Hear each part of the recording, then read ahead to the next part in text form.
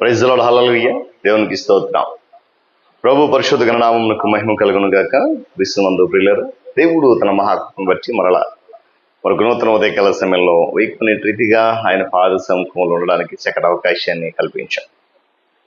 అందును బట్టి ఆయన గణనామమునకు మహిమ కలుగును గాక.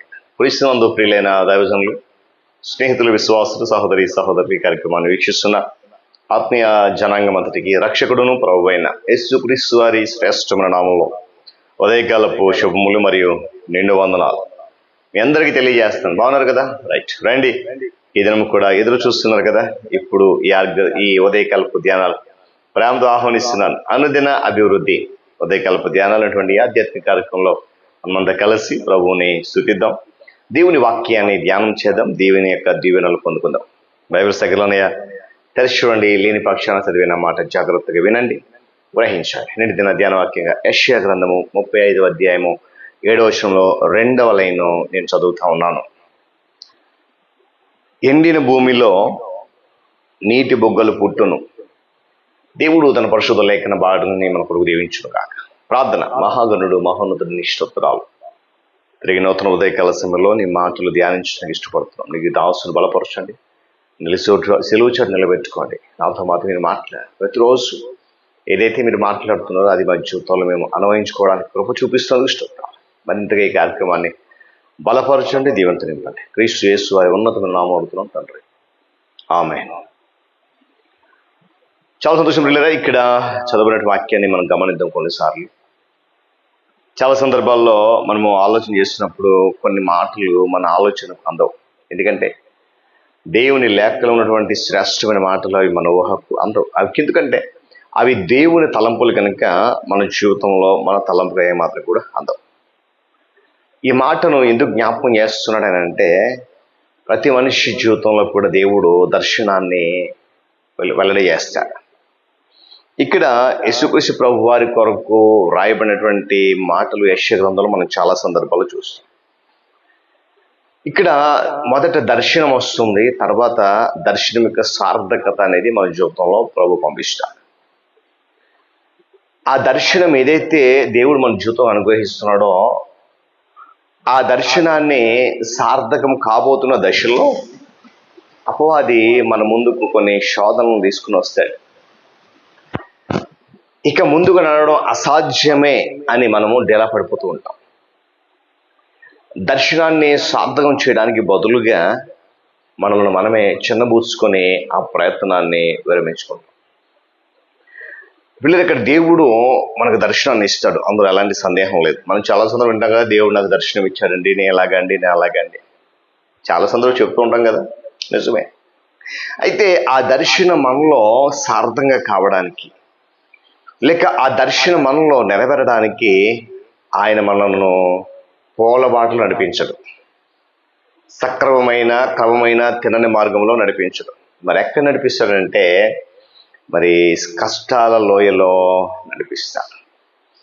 అదేంటండి, ఆయనే దర్శనం ఇచ్చి ఆయన మరి ఆ దర్శనం నెరవేర్చుకుని నడిపించాలి కదా అని ప్రశ్నించే క్రైస్తవ లేకపోలేదు. ఈరోజు గమనించండి, మనలను కష్టాల లోయలో నడిపిస్తాడు. ఇక్కడే మనలో చాలా మంది అధైర్యపడిపోయి ఆ దర్శనం నెరవేరే క్రమంలో తమ ప్రయత్నాలను విరమించుకుంటూ ఉంటారు. ప్రతి మనిషికి కూడా దేవుడు అనుగ్రహించేటువంటి ప్రతి దర్శనం ఆ మనిషిలో సహనం ఉన్నప్పుడు మాత్రమే సార్థకం అవుతుంది. ఓర్పు తన క్రియను కొనసాగింపనీయుడి అని చెప్పాడు దీని ఒక వాక్యంలో. దేవుని సమయాన్ని ఒకసారి గమనించి చూడు. ఆయన ఎప్పుడు కూడా తొందరపడేవాడు కాదు, ఎవరిని తొందర పెట్టే మనిషి కాదు. కాకపోతే మనిషి అనగా మనమే అన్నిటికీ ప్రతి పరిస్థితికి తొందరపడిపోతూ ఉంటాం. దేవుని దర్శనము సంపూర్ణంగా వెల్లడి కాక ముందే మనం కార్యరంగంలోకి వెళ్ళిపోతూ ఉంటాం. దేవుడు మనల్ని కష్టాల కొలిమిలో, బాధల సుడిగుండంలో నడిపించి సానబెట్టినప్పుడు ఏమండి, మనలో ఆయన దర్శనం అనేది సార్థకమవుతుంది. దేవుడు మనకు దర్శనం అనుగ్రహించినప్పటి నుంచి కూడా ఆ దర్శనము మనలో నెరవేరే వరకు మనల్ని సానబెడుతూనే ఉంటాడు. ఆయన దానిని సార్థకం చేయడానికి మన కొరకు ఆయన పని చేస్తూనే ఉంటాడు. ఆయన లక్ష్యం మనలో నెరవేరడానికి మనలను కష్టాల సమయంలో నడిపిస్తూనే ఉంటాడు. గమనించాలి. అయినా మనం మాటి మాటికి మనల్ని సానబెట్టేటువంటి శిల్పి చేతుల్లో నుండి తప్పించుకోవడానికి ప్రయత్నిస్తూనే ఉన్నాము. కారణం,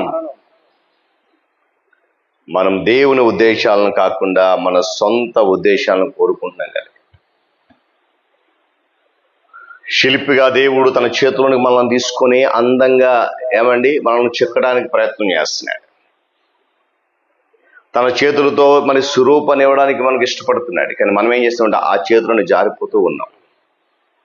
అందుకొరకే ఆయన దర్శనం నెరవేరడానికి మన జీవితంలో అనుమతి లేకుండా పోతుంది, ఆలస్యం అయిపోతా ఉంది. గమనించండి, ఇక్కడ ఒక విషయాన్ని జ్ఞాపకం చేస్తాను. ఉదయకాల సమయంలో దేవుడు మనకు అనుగ్రహించినటువంటి దర్శనము మనకి ఎక్కడో దూరంగా లేదు, అందుకోలేనంత ఎత్తులో లేదు, అది ఇక్కడే మనలోనే ఉంది. నిన్ను సారె మీద పెట్టి గిరగిర త్రిప్పి తాను కోరుకున్న పాత్రగా మలుచుకోవడానికి పరమ కుమ్మరైన దేవునికి అనుమతినివ్వాలి మనం. అప్పుడు మనం అచ్చంగా ఆయన కోరుకున్నట్టే ఉండగలుగుతాం. దేవుని స్తోత్రం కలుగును గాక. హల్లెలూయా. మనలో ఆయన దర్శనం సార్థకం అవుతుంది. అయితే జరుగుతున్న ఈ ప్రక్రియలో నువ్వు ఏమాత్రం కూడా నిరాశపడద్దు. దర్శనం మధ్యలో అసంతృప్తి వంటి దర్శనాన్ని విడిచిపెట్టే ప్రయత్నం చేయొద్దు. అసంతృప్తి చెంది దర్శనానికి దూరంగా వెళ్ళిపోవద్దు. దేవునికి అది ఇష్టం లేదు పిల్లరా. దర్శనం యొక్క సార్థకత కొరకు ప్రయత్నం చేయాలి. చూడండి, మన రోజువారి పనుల్లో త్వరగా చేయడానికి రకరకాల ప్రయత్నాలు చేస్తూ ఉంటాం. ఎందుకు? ఈ రోజుకి ఆ పని అయిపోవాలి కదా. మంచిదే, వద్దని చెప్పను. కానీ ఆత్మీయ స్థితిలో దేవుడు నీకు నాకు అనుగ్రహించిన దర్శనాన్ని ఆయన నెరవేర్చడానికి ఇష్టపడుతున్నప్పుడు ఆ దర్శనం యొక్క సార్థకత కొరకు మనం ప్రయత్నం చేస్తూ ఉంటే దేవుడు తన కార్యాన్ని మన జీవితంలో స్పష్టంగా నెరవేర్చగలుగుతాడు. కనుక మరి దర్శనం వస్తుంది, తర్వాత సార్థకం ఉంది. ఆ సార్థకత కొరకు మనము పరమశిల్పి అయినటువంటి ప్రభువు చేతికి మనం అప్పగించుకొని ఆయన చేతిలో ఒదిగి ఉన్నప్పుడు అందమైన రూపంగా, అందమైన పాత్రగా, పనికొచ్చే పాత్రగా, ఆయనకి ఇష్టమైన పాత్రగా మనం మలుచుకోవడానికి ఇష్టపడదు. కనుక ఆ దర్శనం నెరవేరాలంటే ఆ నెరవేరడానికి మన ప్రయత్నాలు చేయాలి. అటు కృపలో నడవడానికి పరిశుద్ధాత్మ సహాయాన్ని కోరదాం, ముందుకు కొనసాగుదాం. దేవుడి మాటలు మనకు దీవించును గాక. ప్రార్థన. మహాగణుడ, స్తోత్రాలు, వందనాలు, కృతజ్ఞతలు. సర్వాధికారివి, సర్వశక్తిమంతుడు, మహోన్నతుడు, మహాగణుడు. ఈ ఆధ్యాత్మిక కార్యక్రమాన్ని మీ దృష్టి ఇస్తూ అనుదినము చక్కగా బలపరుస్తూ నడిపిస్తున్నందుకు స్తోత్రాలు. ఏదైనా కూడా నీ కృపలో నడిపించబోతున్నందుకు వందనాలు. నడిపించి వాక్యాన్ని బోధించినందుకు స్తోత్రాలు. ఎత్తబడిన ప్రతి మాట మేమందరం విన్నాం శ్రద్ధగా. అయితే మాలో మీరిచ్చే దర్శనాలు సార్థకం కావడానికి మీ సహాయాన్ని గ్రహించింది. ఎందుకంటే ఎండిపోయిన భూమిలో సైతం నీటి బుగ్గలను పుట్టించగల సముద్రుడు, మాలోని దర్శనాలను నెరవేర్చడానికి సముద్రుడు. ఆ దర్శనాలు సార్థకత కొరకు మా విశ్వాస ప్రయాణం కొనసాగి కృపద ఇచ్చాను. ఎత్తబడిన మాట వింటున్న బిడ్డలందరి జీవితంలో ఫలభర్తకు మార్చి ఈ దినమంతటి రేఖల చెట్ల దాచి ఘనత మీరు పొందని క్రీస్తు వారి శ్రేష్టమైన నామమున అడుగుతున్నాం తండ్రి. ఆమేన్. త్రియేక దేవుని దీవెన, ఆయన సన్నిధి కాపుదల సదాకాలము మనందరికీ తోడండి నడిపించును గాక. ఆమేన్.